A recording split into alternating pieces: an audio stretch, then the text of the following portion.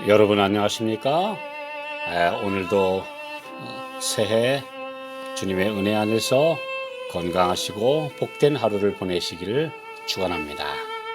오늘 계시록 연구는 내가 아노라 에베소 교회 두 번째 시간인데요. 이 주제를 갖고 우리 함께 말씀을 나누겠습니다. 계시록 2장 2절 3절 내가 네 행위와 수고와 네 인내를 알고 또 악한 자들을 용납지 아니한 것과 자칭 사도라 하되 아닌 자들을 시험하여 그 거짓된 것을 네가 드러낸 것과 또 네가 참고 내 이름을 위하여 견디고 게으르지 아니한 것을 아노라. 초대교회 성도들의 수고와 인내와 악한 자들을 용납하지 아니한 선한 행위를 주님께서 직접 현장에서 보시고 아신다고 말씀하십니다. 수고는 적극적인 신앙생활을 말하며 인내는 수동적인 행위로 어려움 가운데서 참고 견디는 것을 뜻합니다. 신앙은 삶의 현장에서 봉사하며 선교하고 구제하는 선한 행위만으로 이루어지지 않습니다. 참된 믿음은 때때로 참기 힘든 환경 가운데서 남몰래 눈물 흘리며 묵묵히 가정과 교회를 지키는 성도, 박수와 칭찬받는 위치에서보다 음지에서 봉사하는 분들에게서 더 잘 실현됨을 우리가 볼 수 있습니다. 가시밭에 핀 백합화로 표현되는 그런 분들을 주님은 너무도 잘 아십니다.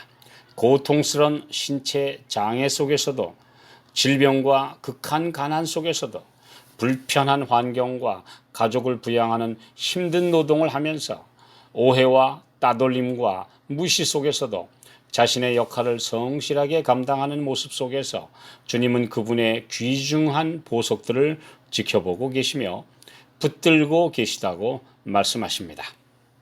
로마 제국의 핍박이 강하게 덮친 그 시대에 신자들의 삶의 현장은 얼마나 어렵고 죽음의 위협까지 늘 당하는 팍팍한 현실이 그 얼마나 견디기 힘들었을지 상상하기 어렵지 않습니다. 그 가운데서 복음을 온 세상에 전파한 에베소 교회 시대는 실로 모범적인 교회의 모습입니다. 요한복음 21장 17절 주여 모든 것을 아시오매 내가 주를 사랑하는 줄을 주께서 아시나이다. 이 말씀에서 모든 것을 아시오매는 현장에서 보고 안다는 그런 단어인데 주께서 아시나이다 라는 말씀은 그래서 다 알고 계시다는 증언의 단어입니다. 악한 자들을 용납지 아니한 것과 자칭 사도라 하되 아닌 자들을 시험하여 그 거짓된 것을 네가 드러낸 것. 이 교회 안에는 사도행전 20장 29절 31절에 기록된 사도 바울의 고별 설교에서 장로들에게 한 말처럼 흉악한 이리가 양떼를 해치러 들어왔고 어그러진 말을 하는 사람들, 즉 거짓 목자와 교사들이 들어왔습니다. 그러나 초대교회는 대부분 이런 자들을 경계하고 용납하지 않았습니다.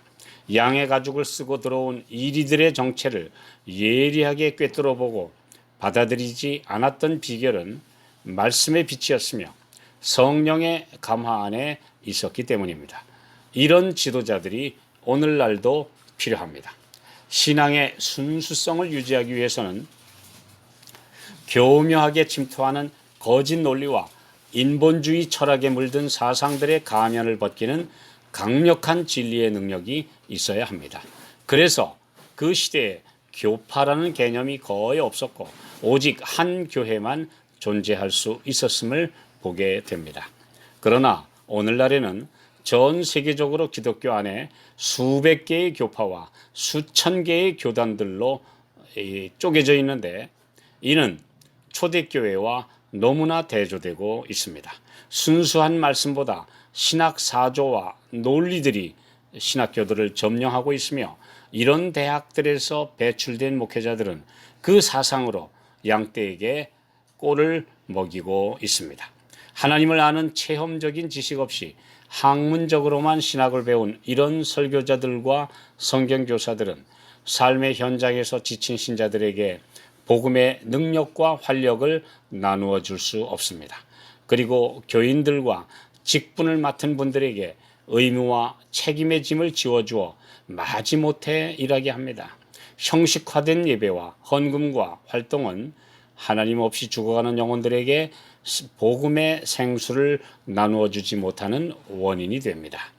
다른 한편으로 무기력에서 벗어나기 위해 광신과 감정을 흥분시키는 것들이 기독교 교회들 안에 도입되었습니다.